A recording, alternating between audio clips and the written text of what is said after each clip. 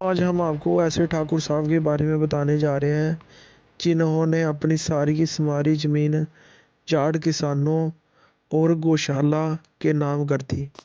तो भाइयों वो कोई और नहीं, सीकर जिले के दाता ठिकाने के ठाकुर साहब मदन सिंह शेखावत जी थे। तो भाइयों जब 1962 में चीन युद्ध शुरू हुआ तो उन्होंने 1 लाख रुपए की मदद की, जो आज हजारों करोड़ों के बराबर है।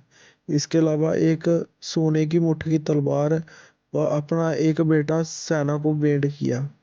इसके अलावा उन्होंने लगभग 240 बीघा जमीन गौशाला को दान कर दी और लगभग 500 बीघा जमीन करनी कोट को दान कर दी। इसके अलावा हजारों बीघा जमीन किसानों को दान कर दी, जो उनके मुजारे हुआ करते थे। मतलब कि जो किसान थे वो उनके मुजारे थे, वो खेती बाड़ी किया करते थे, लेकिन मालिक जो होते थे वो ठाकुर ही होते थे।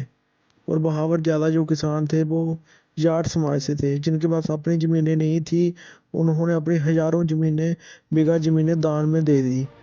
तो भाइयों सीकर झुंझुनू शेखावटी में सबसे ज़्यादा जो बड़े ज़मींदार थे ये शेखावत राजपूत ही थे, जिन्होंने किसानों को ज़मीनें दी। और आज भी ही किसान क्षत्रिय समाज पर गलत टिप्पणी करते हैं। ठाकुर साहब लगातार 3 बार एमएलए बने, लेकिन उनके जाने के बाद जो उन्होंने हजारों बीघा ज़मीन किसानों को दान में दी थी, उनसे उठे हुए लोग वहाँ पर एमएलए बनने लगे।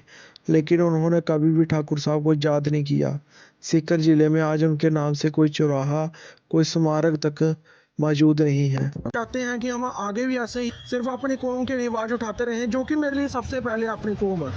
तो आप हमें नीचे दिए हुए जो QR कोड है, आप सभी स्कैन करके आप सभी इसको हमें जितनी सपोर्ट कर सकते हैं, किसी से 20, 50, 100, 500 जितना भी आपसे होता है।